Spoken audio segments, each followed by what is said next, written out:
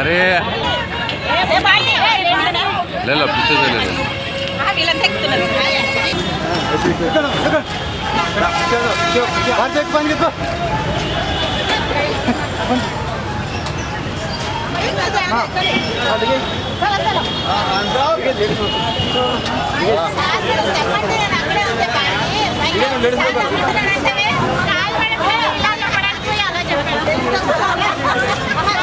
पटको पटको पटको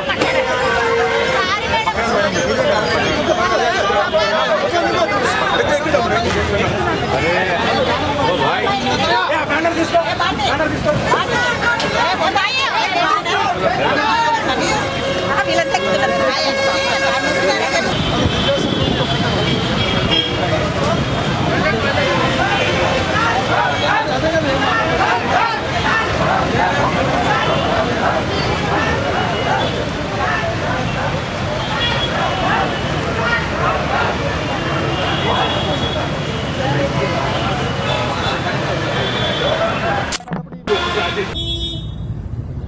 ఇవాళ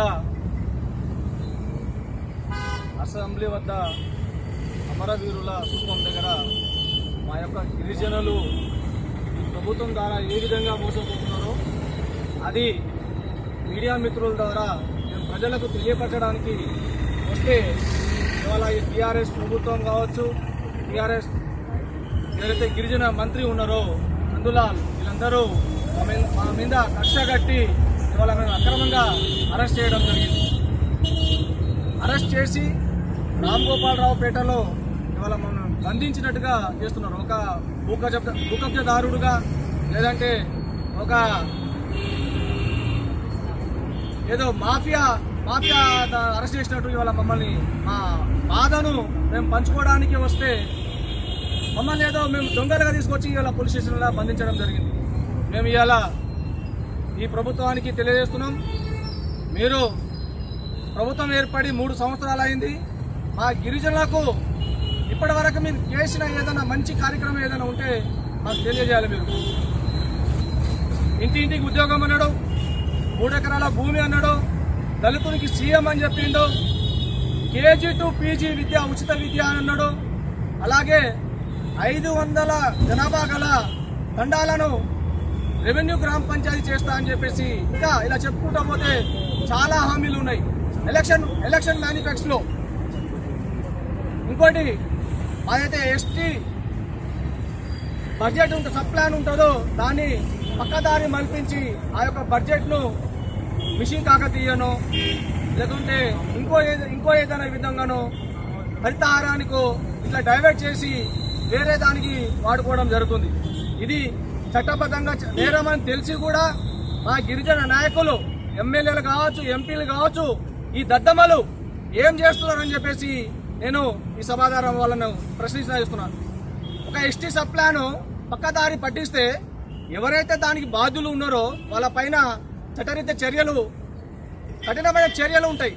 కానీ మన దద్దమ్మలు వాళ్ళను నోరు మెదవకుండా ఎంత అన్యాయం చేస్తున్నా కూడా, ఈ దొరలు ఎంత అన్యాయం చేస్తున్నా కూడా నోరు వెప్పి ఒక మాట కూడా అడిగిన దాఖలాలు లేవు. ఇవాళ ఏ విధంగా మా గిరిజనులు ఇవాళ అభివృద్ధి చెందుతాం? ఒక గిరిజన మినిస్టర్ చందులాల్ గిరిజనులకు అభివృద్ధిలో ముందుండి నడిపించాల్సిన వ్యక్తి, ఒక మంత్రి హోదాలో కూర్చున్న వ్యక్తి, అనుభవం గల వ్యక్తి ఇవాళ మేము రిజర్వేషన్ గురించి అడగడానికి వెళ్తే కిచ్చపరిచే విధంగా మాట్లాడడం జరిగింది. ఒక బాధ్యత గల వ్యక్తి ఇలా ఎందుకు మాట్లాడుతున్నాడో నాకు అర్థం కావట్లేదు. గత నెల 23 తారీఖు నాడు మా గిరిజన నాయకులతోటి ఒక సమావేశం ఏర్పడి మీకు తీపి కబురు అందిస్తాము, 15 రోజుల్లో రిజర్వేషన్ వచ్చేస్తుంది, కేసీఆర్ గారు మాకు హామీ ఇచ్చారని చెప్పేసి సమావేశం ఏర్పాటు చేసి ఈ ఇద్దరు ఏదైతే కడియం శ్రీహరి గారు కావచ్చు, చందులాల్ మినిస్టర్ కావచ్చు, వీళ్ళిద్దరూ దాదాపుగా ఒక 200 మంది గిరిజన నాయకులతోటి సమావేశం ఏర్పాటు చేసి మీకు శుభవార్త అందిస్తామని చెప్పడం జరిగింది. నెల రోజులైంది, ఏమైంది సార్ అని చెప్పేసి మర్యాదపూర్వకంగా మంత్రి చందులాల్ అడగడానికి పోతే మీకు ఎందుకు ఇవ్వాలన్నమాట. ఇతని లాంగ్వేజ్ చూడండి ఏ విధంగా ఉందో. ఒక చదువు రాని మూర్ఖుల్లాగా మాట్లాడడం జరిగింది. మీరెవరుగా నన్ను అడగనికే? మీరేమో నాకు ఓటు వేసారా? మీరేమో నాకు మినిస్టర్ చేశారా? మీకెందుకు సమాధానం చెప్పాలి? మీరు ములుగుకు ఎమ్మెల్యే కావచ్చు, కానీ ములుగుకు మాత్రమే మంత్రి కాదు. ఈ రాష్ట్రానికి మంత్రి అనే ఇంకిత జ్ఞానం కూడా లేకుండా మీరు ఓన్లీ ములుగుకే నేను మంత్రి అన్న విధంగా మాట్లాడడం జరిగింది. అయ్యా మినిస్టర్ చందులాల్ గారు, ఇవాళ మీరు రాష్ట్రానికి మంత్రి, రాష్ట్రంలో ఉన్న గిరిజన ఈ ప్రభుత్వం ద్వారా ఎవరైతే బాధితులు ఉంటారో, ఈ ప్రభుత్వం ద్వారా ఎవరైతే నష్టపోతున్నారో వాళ్ళందరూ కూడా మిమ్మల్ని ప్రశ్నిస్తారు, మిమ్మల్ని అడుగుతారు. మీరు సమాధానం చెప్పాలి. మీరు సమాధానం చెప్పి ఓపిక ఉంటేనే మీరు ఆ సీట్లో కూర్చోండి, లేదంటే వెంటనే రాజీనామా చేయాలని చెప్పేసి సభాముఖంగా నేను మంత్రి గారిని హెచ్చరిస్తున్నా. అలాగే మా మిత్రులు చెప్పినట్టు ఇంతకుముందు గత 2-3 రోజుల కింద మేము సీఎం గారిని, గవర్నర్ గారిని అపాయింట్మెంట్ గురించి మేము ఒక అప్లికేషన్ పెట్టుకుంటే మాకు ఇప్పటివరకు ఎటువంటి సమాధానం రాలేదు.